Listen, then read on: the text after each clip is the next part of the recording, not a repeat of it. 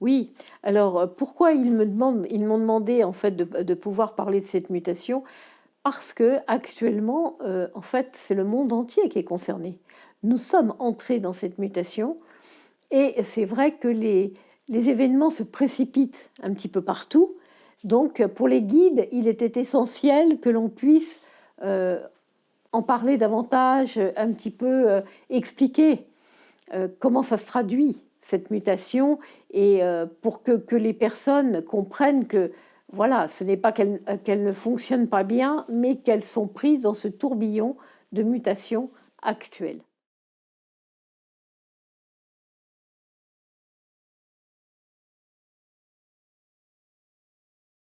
En fait, la mutation, elle a débuté il y a 4 ans. C'était le démarrage d'un changement de pensée. Alors, on va prendre la France. Puisqu'on est en France, on va prendre plutôt la France. Ça s'est passé dans tous les pays, mais de façon différente. Ici, en fait, qu'est-ce qui a fait débuter cette mutation? C'est le mouvement des Gilets jaunes. Pourquoi? Parce qu'en fait, ce sont des personnes qui, d'un seul coup, ont eu des pulsions et ont eu besoin de se révolter. Ont pris conscience que ça n'allait pas pouvoir continuer comme ça, qu'il fallait que ça bouge, qu'il fallait que ça change. Mais en même temps, euh, ils ressentaient cette pulsion de changement, mais en même temps, ils n'étaient pas encore prêts à perdre tous leurs acquis, à perdre leurs habitudes. Donc c'est pour ça que ce mouvement, en fait, a fini par s'arrêter. Parce que, eh bien, c'était les prémices, ça c'est certain, les prémices d'un changement qu'ils ressentaient en eux. Il fallait que ça bouge, il fallait que ça change. On ne pouvait pas continuer sur le même rythme de vie, mais c'était encore le tout début de cette mutation, donc encore trop tôt, trop frais pour que ça puisse s'étaler vraiment dans le temps et avoir une conséquence majeure qui ait des résultats en fait dans tout le pays. Et puis après, eh bien, on est arrivé en 2020. Donc là, les Gilets jaunes, c'était en 2019. La mutation a commencé donc en 2019.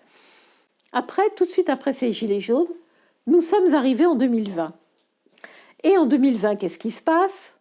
Nous sommes nous sommes quelque part sous cette influence du Covid. Et nous devons vivre 3 mois d'isolement. À votre avis, pourquoi? Alors, on va enlever tout à fait les conséquences, vaccins, médecins, tout ce qu'on veut. Là, on va parler sur le domaine spirituel. Pourquoi on nous a imposé 3 mois d'isolement? Eh bien, tout simplement parce qu'il fallait que l'être humain prenne conscience à quel point il était nocif pour le reste des êtres vivants sur Terre. Que c'était lui, qui pourtant se croit tellement supérieur aux autres, mais c'était lui qui détruisait, en fait. Et voilà pourquoi on nous a immobilisés 3 mois, parce qu'il fallait qu'on ait cette conscience qui s'ouvre dans cette mutation, qu'en fait, il y a plein d'êtres qui vivent sur Terre, mais seul l'homme détruit, en fait. Tout simplement, regardez à la fin des 3 mois. Tout le monde a pu se rendre compte qu'en fait, la nature allait particulièrement bien. Que les animaux aussi, d'un seul coup, allaient mieux. Pourquoi? Parce qu'on avait rendu l'homme prisonnier. Donc, quand l'homme ne faisait plus la vie comme il l'entend sans se soucier des autres êtres qui vivent sur Terre, eh bien, la vraie vie sur Terre reprenait. Et tout était beaucoup plus beau. Mais le problème, c'est qu'en fait, étant donné que l'homme, il est persuadé qu'il est le seul à vivre et à pouvoir faire fonctionner la Terre, et que les êtres qui sont autour, en fait, pour lui, ce n'est pas un problème, c'est bien là la grave erreur, eh bien, il ne partage pas pour lui la Terre. Il la possède, il en est le propriétaire, et en fait, tout doit fonctionner suivant ce qu'il veut lui, suivant ce que l'être humain a décidé. Alors qu'en fait, les guides, continuellement, nous rappellent que nous ne sommes pas les seuls êtres, et nous allons bientôt en parler, les seuls êtres à vivre sur Terre, et que la Terre ne nous appartient pas. Nous sommes là de passage. Donc, elle ne nous appartient aucunement.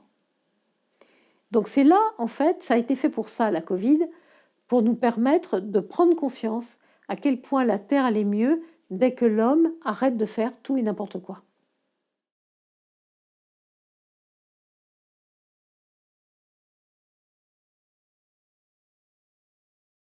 Alors, on va parler maintenant des autres vies qui sont sur Terre en dehors de l'être humain. On va commencer par les pierres. Bien, les pierres émettent des vibrations. Vous voyez, même ma petite chienne est en train de vous montrer qu'elle émet une vibration aussi et qu'elle est là aussi, qu'elle vit bien sur Terre, comme que l'animal a aussi son importance. Je sais que vous aimez beaucoup l'entendre, donc voilà, elle vous fait ce cadeau. Revenons aux pierres. Les pierres émettent des vibrations.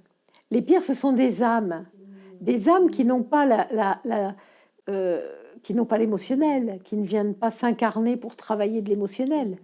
Mais ce sont des âmes qui vivent et qui émettent. Une pierre, si vous parlez à une personne qui est spécialiste en lithothérapie, elle vous expliquera comment des pierres entre elles peuvent envoyer une énergie fantastique, certaines, par contre d'autres, pas du tout, ne correspondent pas entre elles, comment un humain peut être régénéré en ayant une pierre sur lui. Donc, elles vivent. Elles sont des êtres vivants à côté de nous. Ce sont des âmes qui sont là aussi sur la Terre avec nous. Mais la pierre, elle ne cherche pas à avoir une supériorité sur les autres êtres. Elle vit avec eux. C'est toute la différence entre une pierre et un humain. Elle vit, elle émane, sa vibration émane pour apporter du bien-être, mais certainement pas pour essayer de détruire les autres êtres qui sont à côté. Après, on va parler des fleurs, des plantes et des fleurs. Faites l'essai. Tout le monde peut faire l'essai. Vous parlez à vos plantes, par exemple à des plantes vertes que vous avez chez vous, vous parlez à des fleurs et vous allez vous rendre compte à quel point elles réagissent. Elles réagissent aux vibrations, elles réagissent à votre énergie. Si vous dites à une plante, écoute, tu n'es pas bien, je vais essayer de te changer d'endroit, après, eh bien, c'est toi qui vois si tu veux continuer ton parcours ou pas, vous allez voir comment la plante va bouger, va réagir. Et de même des fleurs. Faites l'essai, c'est fantastique. Et les plantes et les fleurs, c'est exactement les mêmes choses. Elles nous amènent du bonheur par leur beauté. Ce sont des âmes donc qui vivent, qui émettent des vibrations, mais qui ne veulent absolument pas prendre la supériorité sur les pierres, sur les animaux, sur les hommes. Elles vivent, c'est tout, elles vivent. Elles partagent la terre avec les autres. Un petit essai, un peu pour sourire. On vous offre un bouquet de fleurs. Eh bien, vous allez voir, quand on vous l'offre, le temps que va durer votre bouquet. Alors, ça ne veut pas dire, si le bouquet ne dure pas, que la personne ne vous aime pas. Attention, hein, ce n'est pas ce qu'on est en train de dire. Mais tout simplement que l'énergie que la personne a mis en allant acheter le bouquet n'allait pas. Soit parce que la personne était trop fatiguée, soit parce qu'elle n'avait pas spécialement envie de se déplacer, qu'elle était fatiguée, qu'elle n'avait pas envie de venir dîner, venir déjeuner parce qu'elle était fatiguée, soit parce qu'elle a acheté le bouquet à la va-vite, à la dernière minute, et qu'elle n'a pas pris le temps de vraiment choisir le bouquet qui l'attirait.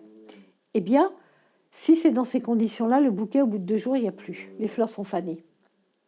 Alors que si vous avez une personne qui, en allant acheter le bouquet, y met tout son cœur, tout son amour pour vous, donc elle va passer une énergie d'amour aux fleurs de ce bouquet, votre bouquet, vous le lirez pratiquement 1 semaine. Là, c'est pareil. Faites l'expérience parce que vous vous rendez compte à quel point elles sont imprégnées, ces fleurs qu'on vous offre, de la vibration de la personne qui vous l'offre. Alors, rien ne vous empêche après, quand vous mettez le bouquet dans le vase, eh bien de parler aux fleurs et de dire maintenant tu es dans les énergies, de la maison, dans mes énergies, je t'envoie plein d'amour et de lumière pour qu'elles puissent continuer à rester fraîches encore plus longtemps. Faites l'expérience. C'est vraiment amusant de voir à quel point elles réagissent et que donc elles vivent. Il n'y a pas de problème, elles vivent. Et puis, eh bien, les autres êtres qui sont vivants et qui vivent avec nous, Eh bien justement, les animaux, vous êtes en train d'écouter ma petite chienne qui ronfle et qui vous montre qu'elle est bien présente, pardon. Ces animaux que les hommes prennent tellement pour des inférieurs. Vous savez, quand on entend des personnes qui disent « Oh, ce n'est qu'un chien » ou « ce n'est qu'un chat », mais rien qu'en disant ça, l'homme se met inférieur. Parce qu'en disant ça, il fait fonctionner son ego en disant « on est bien au-dessus ». Sauf que ce sont les êtres, par exemple les chiens ou les chats, qui nous montrent l'amour inconditionnel, donc qui ont une évolution plus importante que nous. Et puis, ce sont les premiers êtres sur Terre, avant les humains, qui s'incarnent pour venir travailler l'émotionnel. Parce que c'est la première catégorie d'âme qui a le ressenti, qui peut avoir de la peine, qui peut avoir de la joie, qui peut avoir de la douleur, qui ressent comme l'humain. Mais est-ce que les êtres qui sont sous des enveloppes animales ont envie d'accaparer la terre pour eux? Pas plus, pas plus. Ils vivent avec les autres êtres. Donc il y a vraiment que l'être humain qui veut être supérieur et qui veut dominer les autres êtres. Et tant qu'on en sera là, bien sûr qu'on sera en difficulté. Et voilà pourquoi on nous a montré par la Covid et par cette obligation de rester enfermé 3 mois, à quel point la nature pouvait bien vivre sans l'homme et que l'homme n'est pas indispensable, que c'est un plus pour partager avec les autres êtres.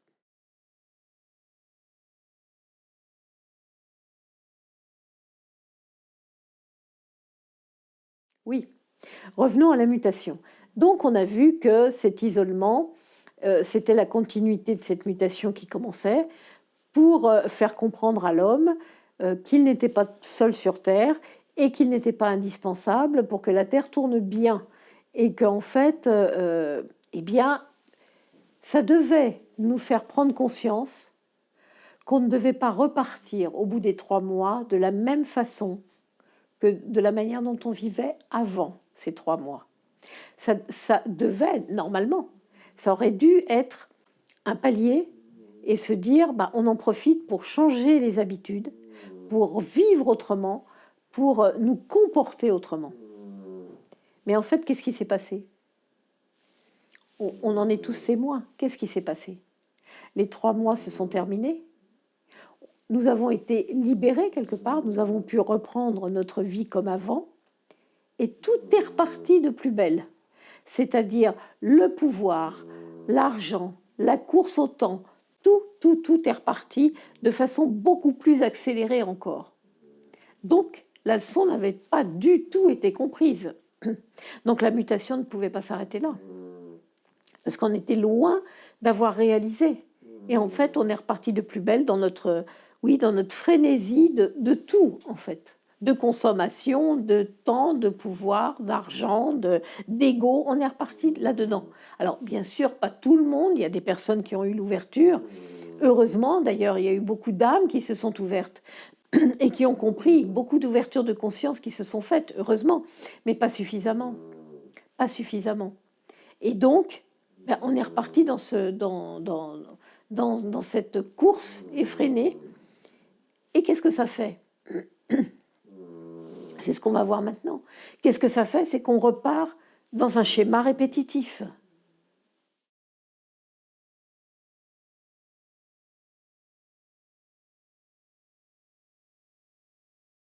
Eh bien oui, nous allons rentrer dans les schémas répétitifs. Vous savez, ces fameux schémas répétitifs dont on parle, quand on parle par exemple que nous avons choisi nos parents et qu'on vient et que tant qu'on n'a pas compris pourquoi on est venu sur Terre par rapport à eux, pourquoi on les a choisis, on est toujours dans ce même schéma répétitif.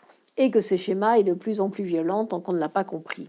Eh bien là, c'est exactement la même chose. Ce n'est pas au niveau des parents, ce n'est pas au niveau d'un couple, c'est au niveau de la Terre.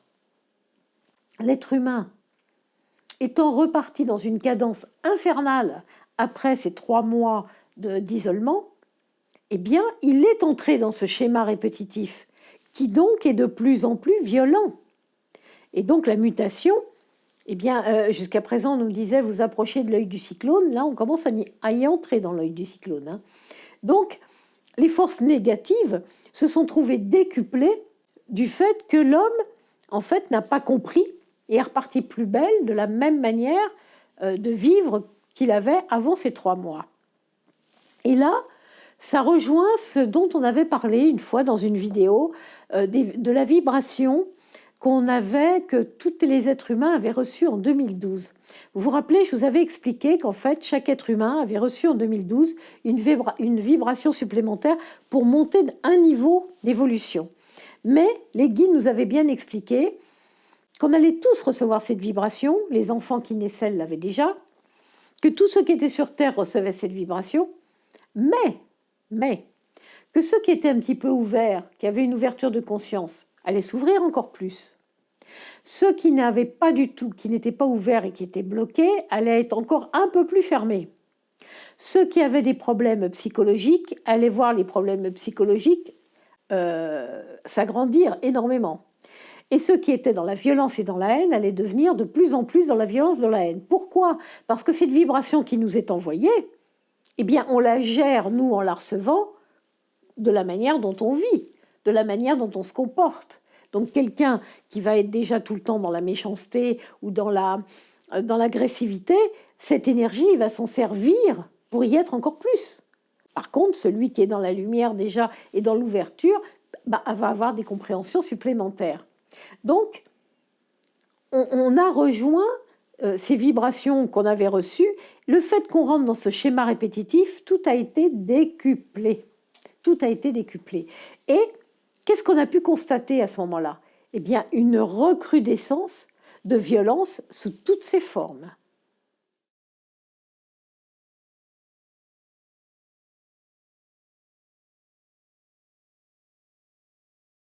Alors, comment cela se traduit? En fait, actuellement, par exemple. Alors, la mutation, déjà, une mutation, ça amène toujours des bouleversements. La Terre est en bouleversement climatique. Ça, on s'en rend compte. Hein, c'est quelque chose qui est inévitable. Il y a aussi des catastrophes naturelles, donc ça, on peut le voir. Donc ça fait partie de la mutation. Ça, c'est pas spécialement par rapport à nos schémas répétitifs, mais ça fait partie de cette mutation. Les inondations, les feux, tout ça est dans le processus normal de cette mutation. D'ailleurs, Edgar Cayce, dont je vous ai parlé, l'annonçait. Hein, je vous en parlerai dans le dernier volet qu'on fera sur Edgar Cayce prochainement. Par rapport aux prophéties, il en parlait de ce qui allait se passer dans les débuts des années 2000. Mais bien, revenons à notre mutation. Donc les catastrophes naturelles, les changements climatiques, ça fait partie de ce changement, de cette mutation qui est là. Mais qu'est-ce qu'il y a en plus? Les guerres. Pas les guerres. Bien sûr, pourquoi les guerres? Puisque la haine est attisée, puisque le pouvoir est encore attisé. Donc la haine, la haine, elle est là, et ça déclenche les guerres qu'on peut voir actuellement. Cette guerre qui a commencé il y a 2 ans, voilà, on la voit. Il y a 1 an ou il y a 2 ans, on la voit. Elle est là, elle est bien là. Et puis, qu'est-ce qu'il y a d'autre? On s'aperçoit la folie de certains hommes.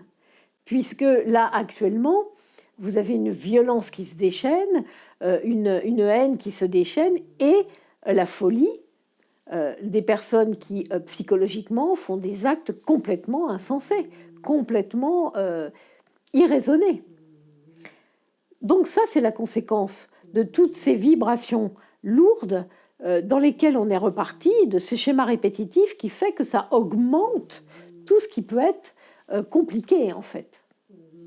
Donc, ça, c'est au niveau un petit peu mondial. Mais au niveau personnel, qu'est-ce qu'on peut constater actuellement? Alors, je ne sais pas vous, mais enfin, moi, autour de moi, c'est un nombre incalculable de personnes qui traversent des maladies plus ou moins importantes. Mais il y a beaucoup de personnes malades. Donc, il y a aussi des décès. Alors ça, les guides nous l'avaient annoncé. On en avait déjà parlé d'ailleurs, hein, que pendant cette mutation, il y a des âmes qui ne sont pas prêtes à la vivre, qui ne sont pas prêtes à vivre cette mutation, et qu'il faut respecter ça, et que donc ce sont des êtres qui demandent à partir. Donc, en ont fait partie ceux qui sont décédés de la Covid, mais aussi des cancers foudroyants, des ruptures d'anévrisme, des crises cardiaques. Tout ça correspond en fait à ces âmes qui ne sont pas prêts à passer par ce mouvement chaotique de la mutation et qui ont préféré retourner de l'autre côté. Donc nous avons vu, il y a des maladies, nous avons vu les décès, mais il y a aussi beaucoup de perturbations dans les couples. Vous avez des tensions énormes qui se mettent en place dans les couples, vous avez énormément de couples qui se séparent, qui divorcent, qui ne peuvent plus se supporter parce que leurs énergies ne correspondent plus. Donc ça, il y en a énormément. Vous vous rendez compte qu'il y a beaucoup aussi de brouille dans les familles, de tensions entre les parents, entre les enfants, avec les amis aussi, avec les amis aussi. Donc tout ça, c'est les schémas répétitifs, là. Enfin, c'est cette vibration, ce changement qu'on aurait pu comprendre après la Covid, qu'on n'a pas compris, et donc cette mutation qui continue. Et qui continue crescendo, puisque le schéma répétitif est de plus en plus violent. Donc voilà où on en est actuellement.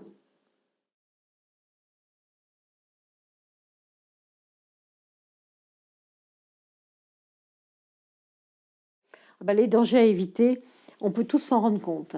Les dangers à éviter, c'est qu'en fait, ces vibrations lourdes, qu'est-ce que ça elles entourent l'être humain. Et en fait, on s'aperçoit que de plus en plus, on isole l'être humain par les moyens technologiques. Alors, non pas que les moyens technologiques ne sont pas bons, mais tout dépend comment on les utilise. Mais l'être humain, en ce moment, est isolé et en fait entre dans un manque de communication certain. Vous prenez l'exemple, ce manque de communication qui est extrêmement dangereux. Vous prenez l'exemple des personnes qui sont avec leur portable. Vous avez, j'en entends parler autour de moi, des réunions de famille où en fait plus personne ne se parle parce que tout le monde est sur son portable. Dans les transports, personne ne se voit, tout le monde est sur le portable. Les jeunes sont tout le temps connectés avec le portable, mais en fait, ils n'arrivent plus à communiquer avec les personnes à côté d'eux. Donc ils s'isolent. Et c'est ça qui est extrêmement dangereux. Parce que quand on isole, ça permet de faire passer à l'être humain beaucoup plus d'informations qui sont lourdes, qui sont voire malsaines. C'est-à-dire que vous avez des informations qui peuvent être fausses, qui peuvent être complètement négatives. Et étant donné que l'homme est tout le temps sur ce téléphone, par exemple, ou sur l'Internet, eh bien, il va s'imprégner de toutes ces choses lourdes. Et donc, par là passe quoi? La haine, la violence, la délation, la manipulation. Vous voyez comme c'est dangereux. Bien sûr que ce sont des outils qui sont extrêmement positifs, à condition qu'on en reste toujours le maître, mais qu'on n'en devienne pas le valet. Et là, on s'aperçoit depuis quelque temps que malheureusement, pour beaucoup de personnes, c'est l'inverse qui se passe. Elles sont le valet de ces outils-là, c'est-à-dire qu'elles ne peuvent plus s'en passer, même une heure ou deux, pour parler avec des amis. Prenez l'exemple qu'on peut tous voir, vous allez dans un restaurant, vous voyez des tables où les êtres ne se parlent pas, les personnes ne se parlent pas, parce que chacun est sur son téléphone.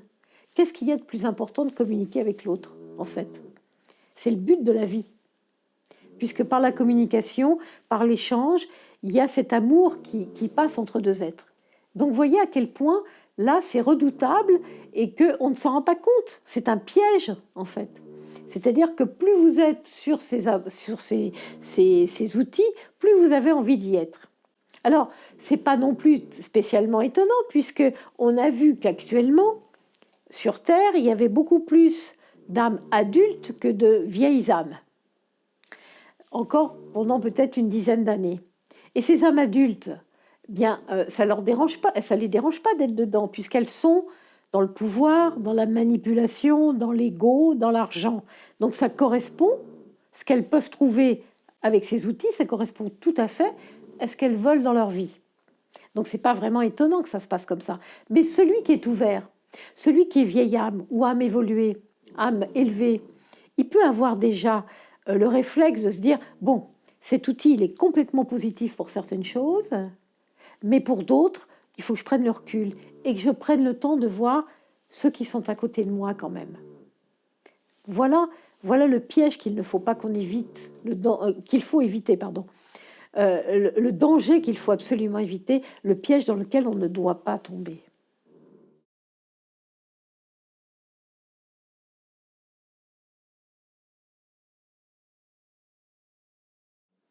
Ben oui, parce que en fait, ça, c'est le principal de tout. Et de toute cette vidéo, c'est le principal. C'est que nous allons vers le meilleur. Donc là, nous sommes obligés de passer par cette période, mais il ne faut pas oublier que le meilleur est devant nous. Et que ces petits-enfants qui arrivent, qui sont de très vieilles âmes, vont nous aider à aller vers ce meilleur. Il ne faut jamais perdre ça de vue pour pouvoir être serein face aux événements que nous traversons actuellement.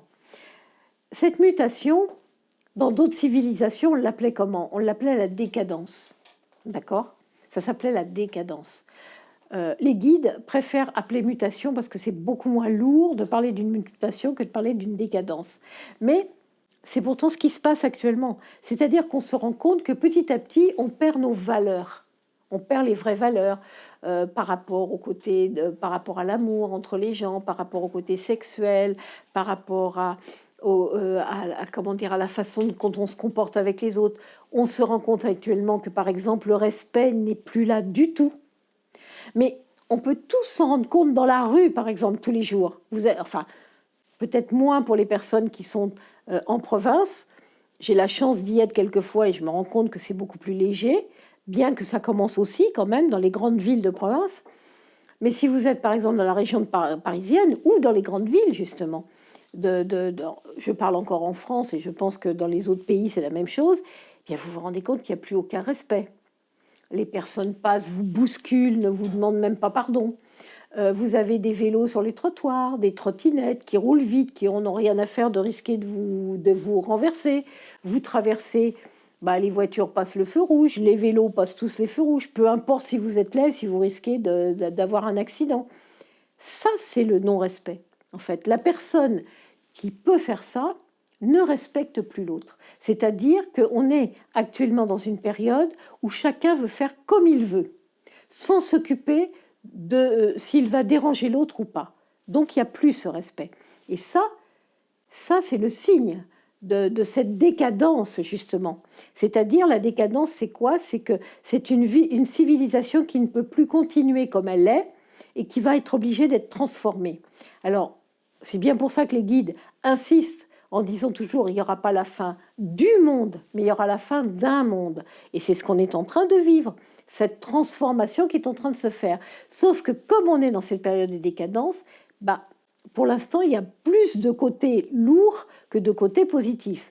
Malgré tout, on se rend compte qu'à côté, il y a des entraides, il y a des choses magnifiques qui se mettent en place, mais qui ne sont pas suffisantes pour l'emporter sur ce qui peut être lourd et compliqué. J'entends beaucoup de personnes qui me disent « je n'y comprends rien ». J'ai un ami ou une amie depuis 30 ans, il n'y a jamais eu de souci. Et là, pour un rien, il y a de l'agressivité de la part de cette personne. Et souvent, ces êtres qui viennent me voir me disent « je me remets en question, je me dis que c'est peut-être moi, pourquoi, qu'est-ce que j'ai dit, en quoi j'ai mal fonctionné ?» Non, c'est pas que la personne a mal fonctionné, parce qu'ils me disent ses amis ne veulent plus me voir d'un seul coup, mais sans qu'il y ait d'explication. Je ne sais pas ce qui s'est passé. Mais en fait, qu'est-ce qui se passe? C'est que la jalousie est exacerbée actuellement. Donc, il suffit que la personne se sente mal dans sa peau, se sente inférieure stupidement, parce qu'il n'y a aucun être qui est plus inférieur qu'un autre, mais qu'elle se sente inférieure, cette personne. Elle ne va plus supporter de voir en face d'elle quelqu'un qui, à ses yeux, va avoir mieux réussi ou quoi, ou va avoir une vie qu'elle aurait eu envie d'avoir. Donc, inconsciemment, la jalousie s'installe et cette personne va chercher la moindre petite chose pour en profiter pour soi, qu'il y ait une tension, un conflit qui s'installe, ou alors que de ne plus donner signe de vie du tout.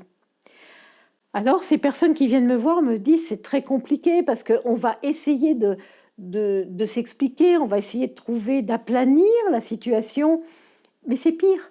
Elles me disent mais c'est pire. Et ça, je peux vous assurer qu'il y a énormément de personnes qui vivent ça actuellement. Et je pense que vous qui m'écoutez, il y en a beaucoup d'entre vous qui doivent le vivre aussi avec des amis.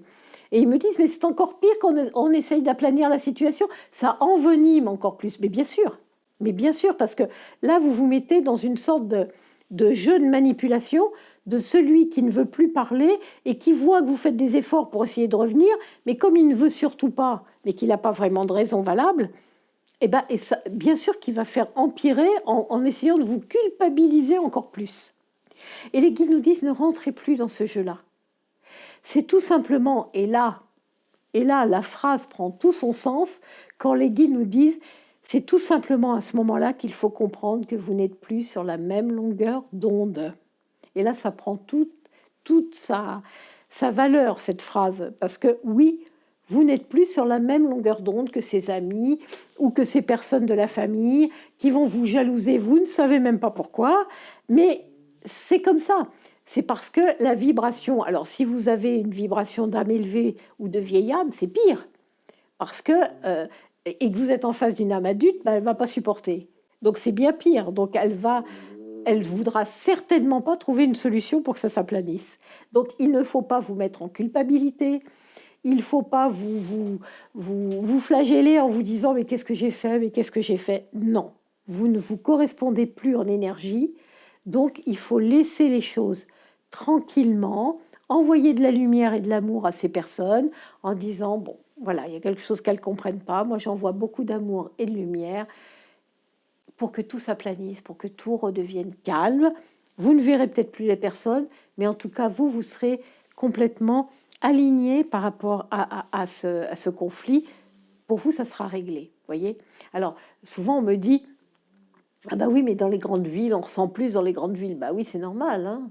C'est normal, puisqu'il y a beaucoup plus de personnes dans les grandes villes, donc il y a beaucoup plus de vibrations lourdes qui circulent. Donc c'est normal que ça soit beaucoup plus lourd dans une grande ville que si vous êtes dans une petite ville, en province, où là, c'est beaucoup plus calme, beaucoup plus tranquille. Ça, c'est tout à fait normal.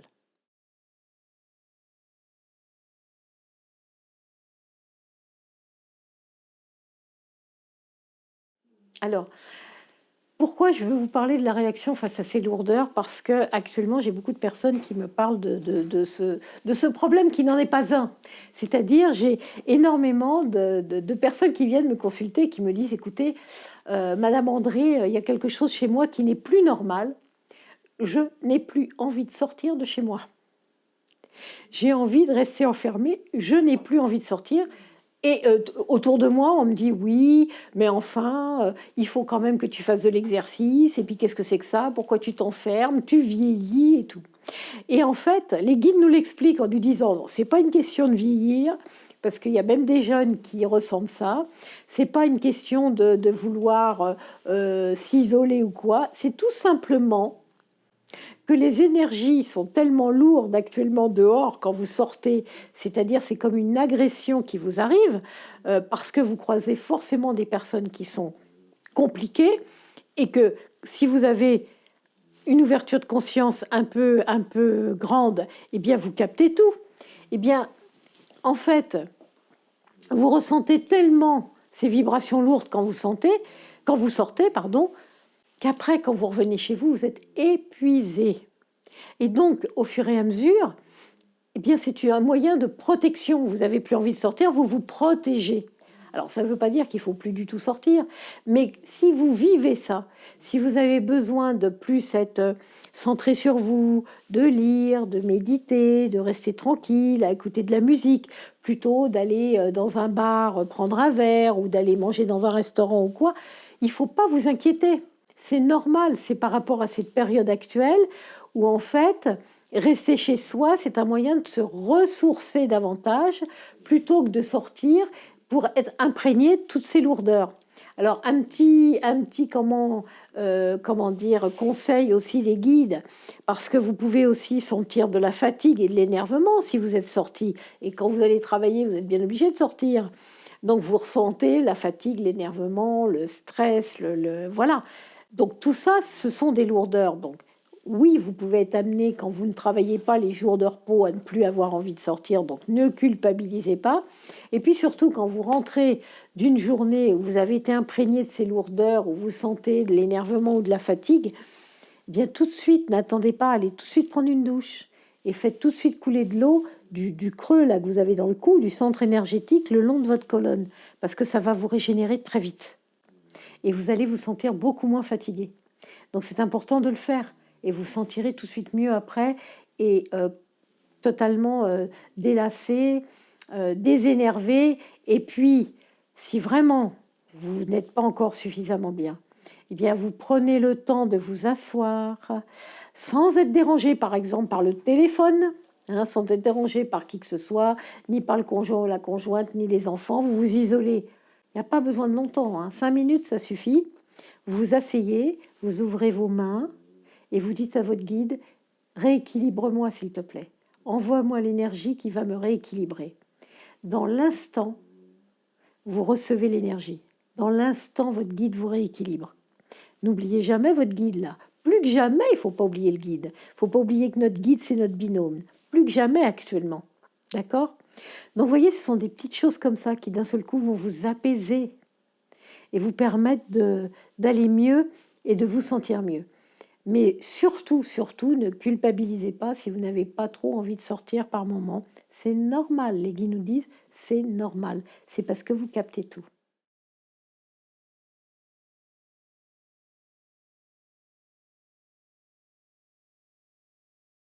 Alors, les conseils des guides, c'est qu'actuellement, il ne faut surtout pas s'axer sur les infos. Il faut s'éloigner de toutes les infos. Que vous preniez, oui, que vous soyez au courant de ce qui se passe, que vous survoliez les infos une fois par jour pour être tenu au courant de ce qui se passe, d'accord. Mais écouter des journaux télévisés du début à la fin, ou les bulletins qu'il y a régulièrement dans les radios et tout ça, ils nous disent stop, stop. Parce que ce ne sont que lourdeurs, que des choses lourdes, négatives qui vous sont envoyées par là. Donc forcément qui vous affaiblissent, qui vous pèsent et qui finissent par faire vous tirer vers le bas en fait. C'est ce qui est voulu actuellement et c'est ce qu'il ne faut surtout pas. Il ne faut pas rentrer dans la peur, il ne faut pas rentrer dans les doutes, dans la culpabilité, il ne faut pas se laisser tirer vers le bas. Donc les guides nous disent, les infos, vous les laissez de côté. Prenez le temps d'aller dans un coin, même dans les villes, il y a toujours un coin dans la ville où il y a un peu d'herbe, où il y a un peu de nature. Prenez le temps d'aller vous promener le plus souvent possible, de retrouver la nature, les arbres, les fleurs, les animaux. Si vous avez des animaux avec vous, si vous vivez avec des animaux, prenez le temps de les écouter, de les regarder, de les voir vivre, de jouer avec eux. Parce que là, les animaux sont tellement positifs et sont tellement dans des vibrations qui sont belles que ça va vous permettre de sortir de toute cette lourdeur et de toute cette fatigue que vous pouvez ressentir actuellement par rapport à tout ce qui est vécu. Donc, surtout, voilà, éloignez-vous de tout ce qu'on veut vous faire passer dans votre tête pour vous mettre dans la peur. Hein. Si vous écoutez les infos tous les jours, ben vous n'avez plus qu'à rester couché, hein, puis dire on va attendre que ça se passe. Hein. Mais non, quoi. Vous n'écoutez pas ça. Vous dites non, je veux être dans la lumière, je veux rester dans cette lumière, je veux m'occuper de ce qui est beau autour de moi, en fait. Voilà. Chaque jour, vous devez vous lever en vous disant qu'est-ce qui est beau autour de moi. Et comme ça, vous allez arriver à dépasser cette mutation, à la vivre en restant centré sur vos guides et centré sur ce qui est beau, eh bien, vous allez traverser cette mutation.